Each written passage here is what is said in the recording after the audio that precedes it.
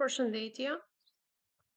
Në këtë episod do shpjegojmë LibreOffice, do shohim disa nga elementet e këtij aplikacioni. Si fillim, ne do ta bëjmë një kërkim në Google në fakt për të kuptuar më qartë se çfarë është një LibreOffice. Atëherë LibreOffice.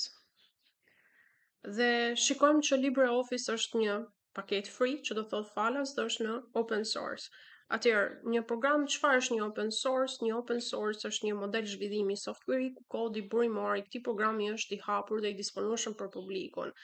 Është një formë ndërtimi të softvereve shumë e përdorshme kohët e fundit dhe shumë e mbështetur. Në fakt, pjesa më e madhe e softvereve në open source janë falas ose janë një kosto shumë e ulët. Në rastin konkret, LibreOffice është një software falas dhe është i ngjashëm me paketën e Microsoftit. Thjesht është open source. Mund të shkojmë në download dhe mund të shkarkojmë këtë aplikacion, i cili në LibreOffice është i vendosur në varësi të sistemit operativ në cilën juve operoni, mund të përzgjidhni dhe mund të shkarkoni versionin e saktë. Instalimi është shumë i thjeshtë dhe është edhe lehtësisht i përdorshëm. Një diferencë më madhe midis LibreOffice dhe paketës së Microsoftit është sepse LibreOffice kryesisht funksionon më së shumti offline, që do të thotë nuk ka ruajtje në cloud ose është pak më i limituar për sa i përket kur bëhet fjalë për share ose projekte në grup, por i ka të gjitha elementet e ndërtimit të një dokumenti Word, Excel ose PowerPoint. Do bëj një prezantim shumë të shkurtër. Unë tashmë e kam instaluar LibreOffice. Okej, heqim këtë.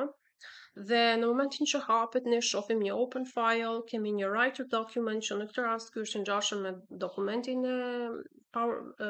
e Wordit, është një calculation spreadsheet që është ngjashëm me Excelin, është një impress presentation që është shumë ngjashëm me dokumentin PowerPoint. Ndërsa elementet e tjerë dhe këto janë shumë të përdorshme, por në rastin konkret do jemi më së shumti të fokusuar në writer documents, spreadsheets dhe presentation. Ne hapim një dokument writer document dhe shohim që ky dokument është prezantimi është shumë i ngjashëm me paketën e Microsoftit. Ne kemi një file, kemi një editor, një view, një insert, një format, style, table, form, tools, window dhe help.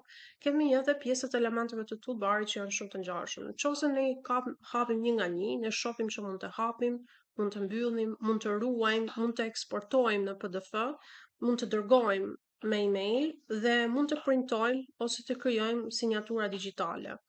Pastaj në edit kemi find, search and find, kemi view dhe ajo që të ndalësh është në insert, ku kemi mundësi që të ndajmë faqet, të vendosim një page break, të vendosim një figurë, e vendosim një chart, ku ngjashton shumë me chartet e dokumentit e Excelit.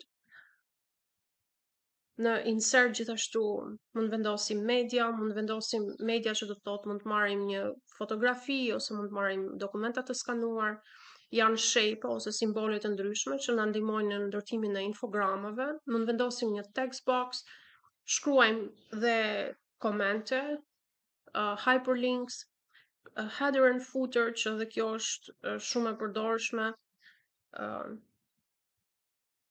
E supozojmë që ne lëvizim me ascensor dhe po të klikojmë, vendosim edhe footerat.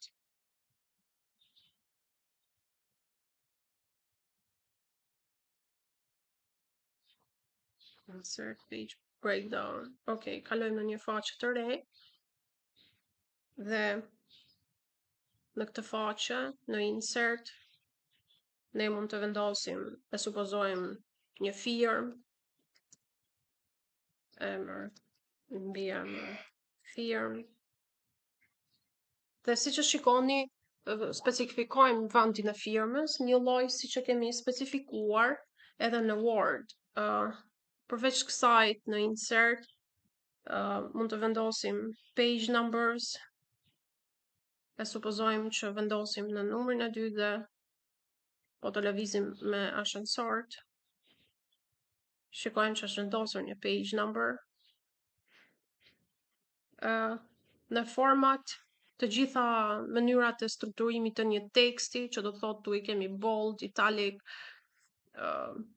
një lloj siç është në Word, me underscore, me forma të ndryshme të shkrimit, me forma matematikore, me shkrim me gërma të mëdha, shkrim me gërma të vogla, ndërtimi i hapësirës midis tekstit dhe bullets që janë ndërtimin e listave, page style dhe watermark. Supozojmë që në watermark e shënojmë sekret dhe tani ky watermark është ndërtuar, ose mund të shënoni një fjalë tjetër. Kemi stilet dhe këto të ndërtuara dhe në ndihmës për të ardhur në ndihmës për ndërtimin e strukturës së shkrimit. Kemi vendosjen e tabelave.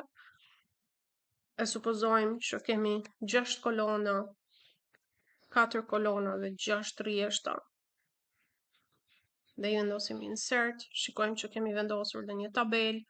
Pastaj tek tabela mund vendosim strukturë, mund ta formatojmë. Kemi edhe forma që na ndërtojmë me checkbox, me text box, me option box, me option button, list box. Të gjitha këto janë në ndërtimin e formave dhe toolset që ne na ndihmojnë për të bërë një shkrim, një korrektesë gramatikore. Dhe këtu mund të vendosim një kod për këtë dokument. Dhe ne mund ta ruajmë save as dhe shikojmë që ky dokument do ketë këtë mbrapashtesë test 2 dhe e kemi të ruajtur në desktop. E hapim dhe shikojmë që disa nga këto testet që bëjmë me këtë aplikacion e kemi të ruajtur. E provojmë të hapim me të djathtë, open with, zgjedhim për të hapur me dokumentin Word, me programin e Wordit dhe siç e shikoni hapet dhe ruhen e gjithë shkrimi dhe formatimi në këtë i këtij dokumenti i bërë në programin LibreOffice. Ose mund të hapim me LibreOffice dhe shikojmë që është i ruajtur dhe mund vazhdojmë me shtimin ose punimin e elementeve të tjerë. Atëherë hapim edhe një herë LibreOffice. Pastaj kemi calculation spreadsheet që po ta hapim ngjan shumë me dokumentin e Excelit dhe këtu kemi të njëjtat veçori si të Excel. Unë do ju kisha rekomanduar që ta shikoni dhe ndërtoni ndonjë projekt në LibreOffice.